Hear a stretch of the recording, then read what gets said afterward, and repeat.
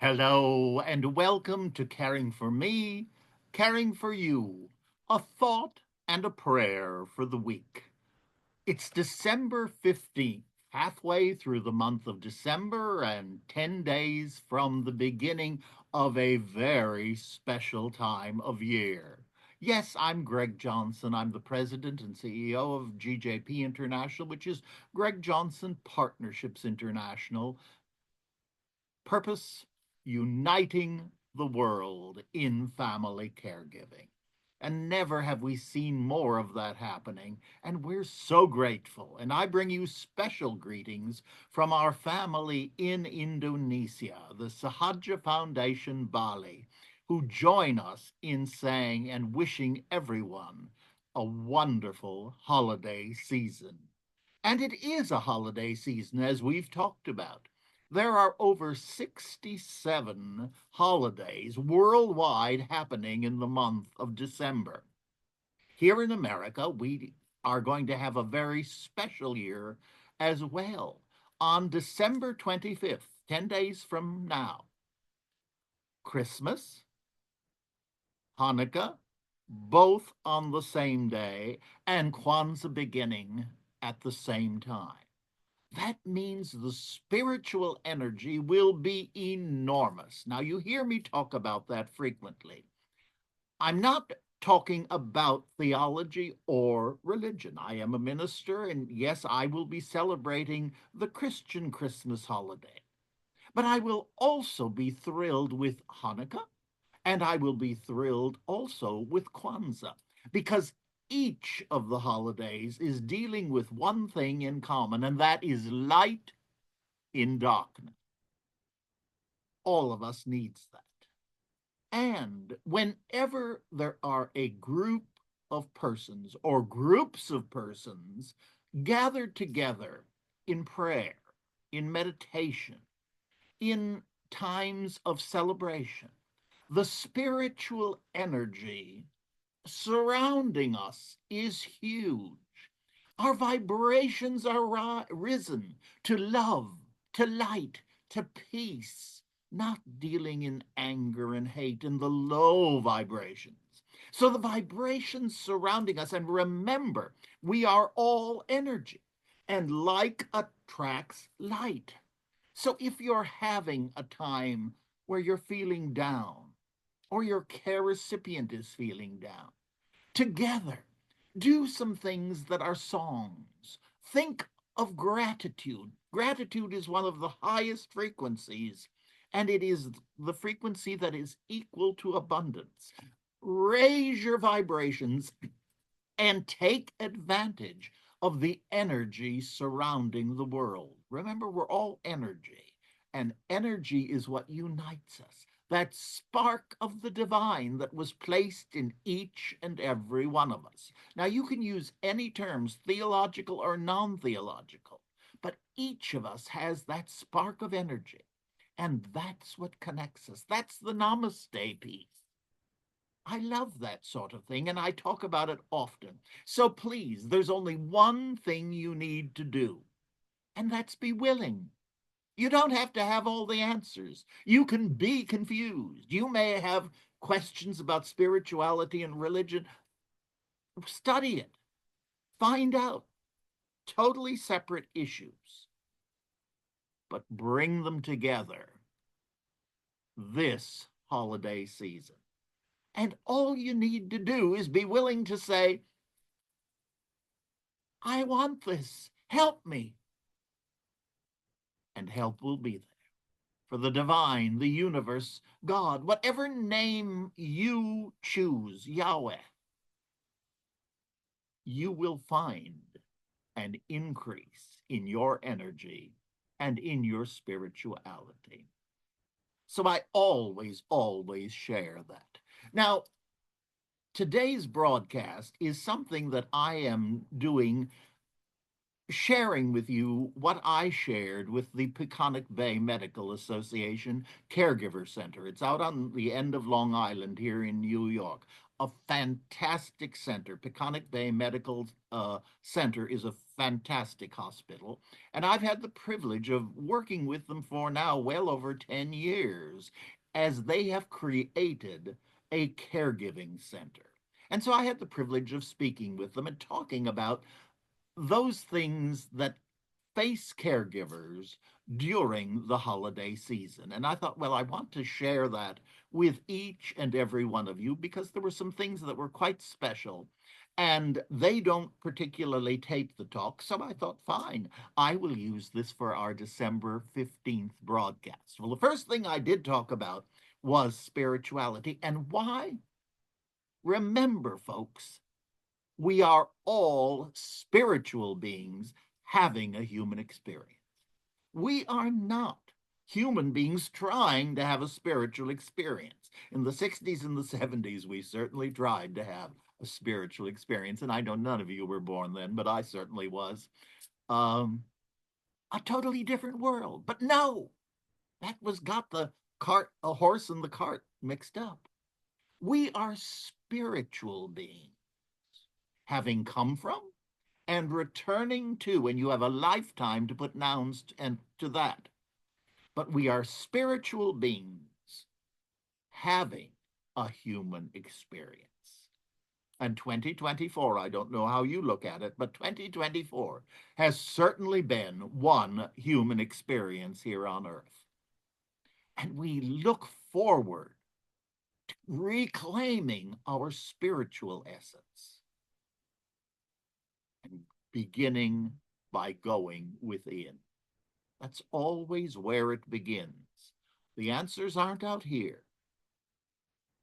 We go within. And we've talked about that many times. And I'm going to make some other suggestions to you as we go forward.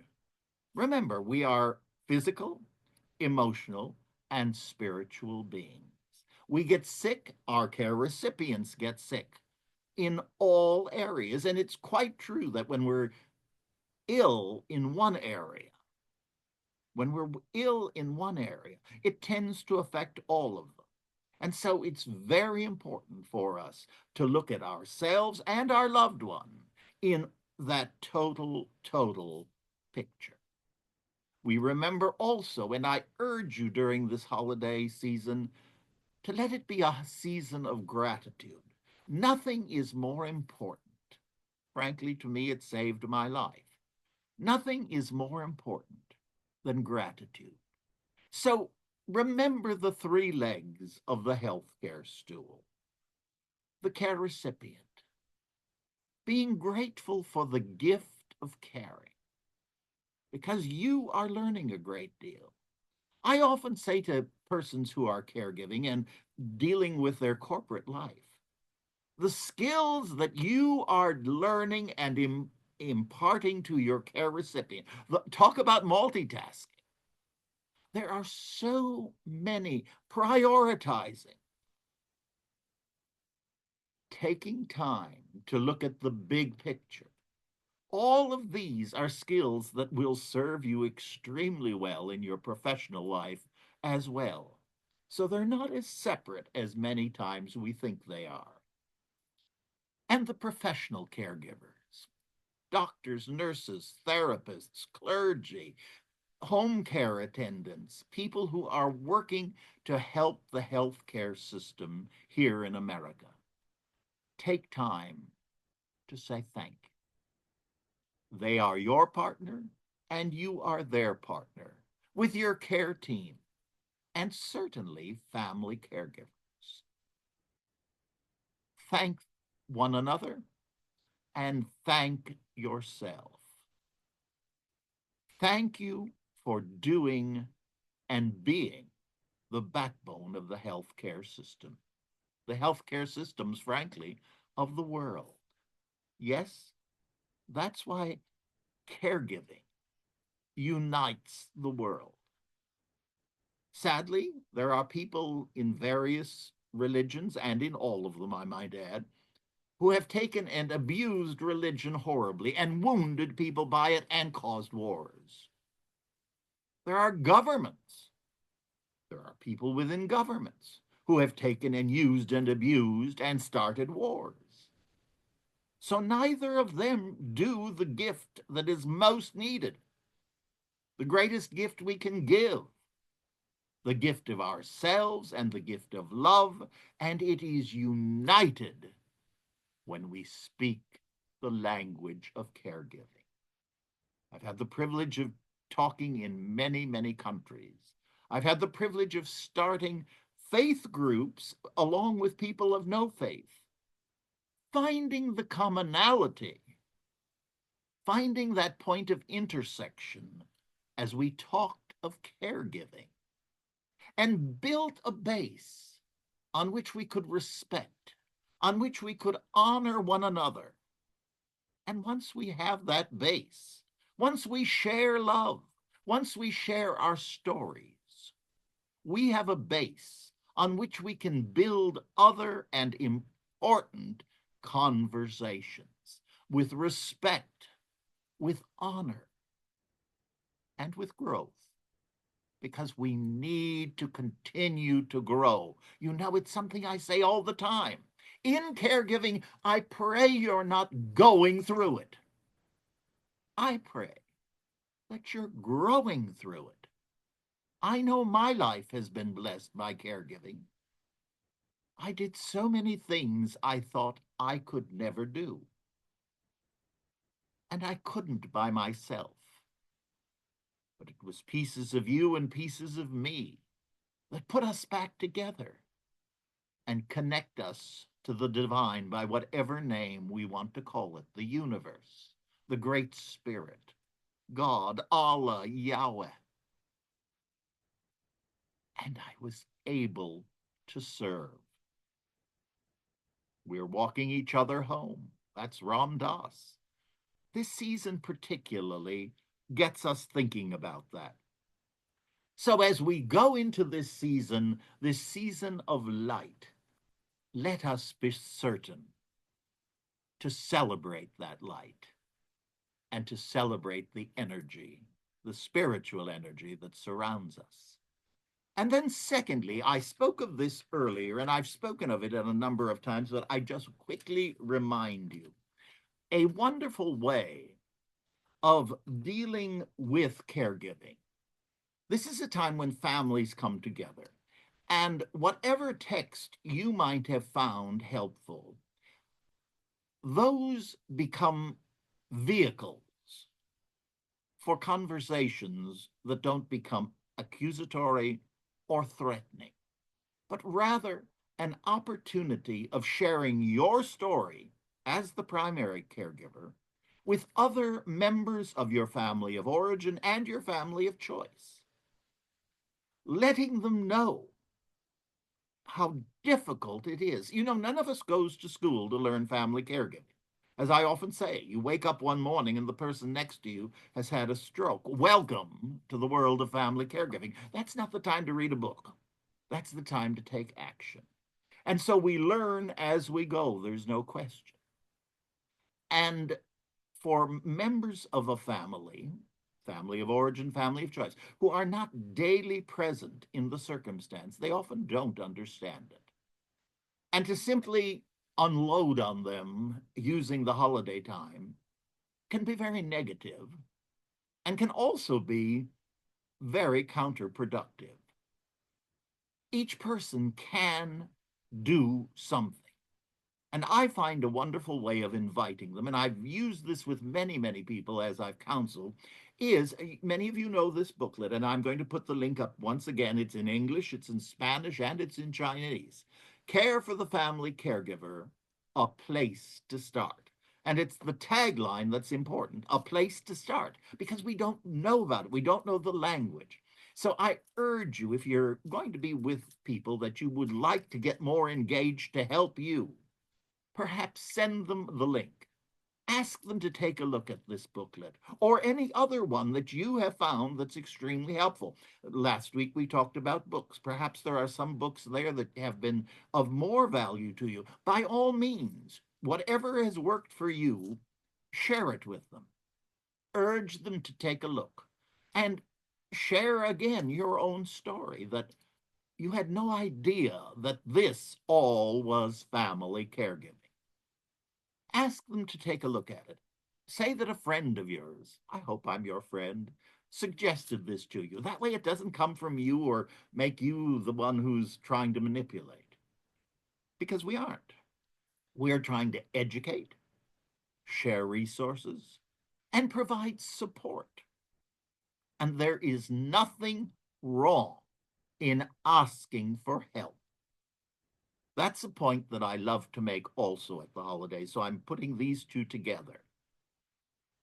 When we're ill, we immediately go to a medical doctor for whatever the physical ailment might be. When we are emotionally troubled, when we are at the point of burnout, when we're absolutely exhausted mentally, there are therapists, there are psychiatrists, there are clergy, there are spiritual directors who are available to help with that. And there is no shame. Physical illness, emotional, mental. These are who we are in this earthly body. Remember? Spiritual and human. And that human body needs care for. Feel the freedom and the respect to say, I need help with this.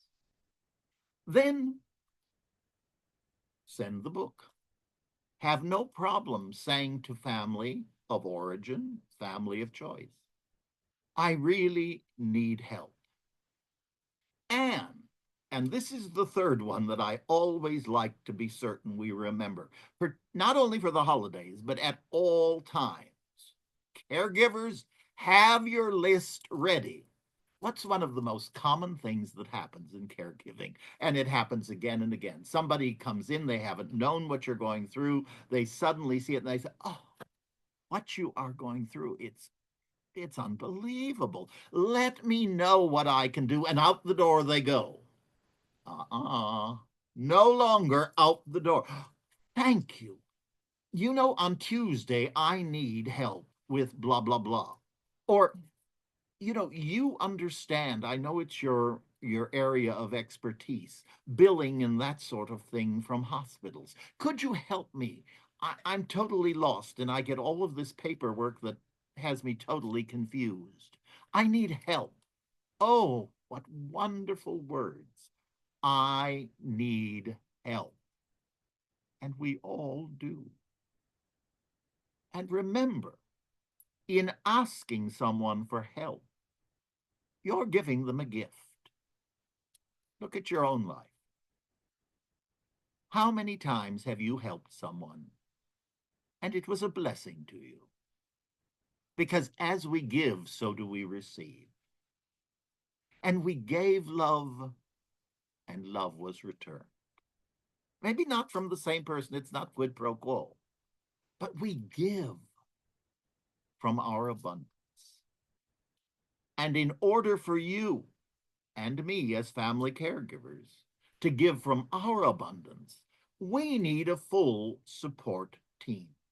So please consider these as things that could indeed help you in this particular period. But the list, that's all year long. Now, there are two, you know me, I love to have things, and I'm sharing this with you because I have used these again and again and again. Words, I love words. I love acronyms because they come to me quickly. Those of you who are in the 12-step know, as I do, HALT. Don't get too hungry, angry, lonely, or tired. And frankly, that applies to anyone. Don't get too hungry, angry, lonely, or tired. Well, another one that I love is think, T-H-I-N-K, T. Is it true? Consider that before we say something, before we decide to accept something. Is it true? H. Is it helpful? Before I speak, is this really helpful? Or am I just letting off steam? I. Is it inspiring? Is it going to help my care recipient? Is it going to help the care team? Frankly, is it going to help me? Because if it isn't, I'm going to just think about it all day, and it's going to take up space in my head without paying rent. N, is it necessary? And K, is it kind? Think. Is it true? Is it helpful? Is it inspiring? Is it necessary? Is it kind? And then at a point where you're feeling anxious, and anxiety is always, we're living in tomorrow, getting us back to today, because that's the only moment we have. Actually, as I'm speaking to you, this is the only moment I have and you have. And right now, nobody's hair's on fire. We're talking to each other, heart to heart, spirit to spirit. And then we go to the next moment. But we're human. We can spend so much time in the past, and that's very much where depression comes from. Or we can be so busy with the future, worrying and planning things that really will probably and most often do not occur. But we need to get back to the present. And this is something I learned long ago. And I have used it, I can't begin to tell you how many times, sitting right here at my desk, getting me back to the moment, to the task at hand, to the decision that needed to be made or not made. Here it is. It's a countdown. 5 things I can see. What can I see? I can see you right now. I have an orchid here. I have a lamp there. I have a bookcase. I have the cell phone. 5 things that I can see. Now, 4 things that I can touch. Well, the lamp, the cell phone, the bookcase, and the orchid. 3 things I can hear. Now, I'm taping this early in the morning, so the lovely sounds of New York have not begun yet. The drilling, because here in New York, it seems we drill, we fix, and then we re-drill because another division of the city. So there's always sounds, and then the ambulances, and we pray for each one that goes by. I have a habit of just saying, bless you, no matter what the situation might be. But there are lots of sounds. So 3 things you can hear. Earlier, I had WQXR on, and I had to take that with me to Bali. Fortunately, with the computer, it's a classical music station here in New York, and it blesses my day. Old friends, meaning old pieces of music, some that I've sung, some that I've conducted, parts of my life. And I remember with such great gratitude. And I hear them again right now as if they're absolutely new. The phone rings, and I hear your voice. 3 things you can hear. 2 things you can smell.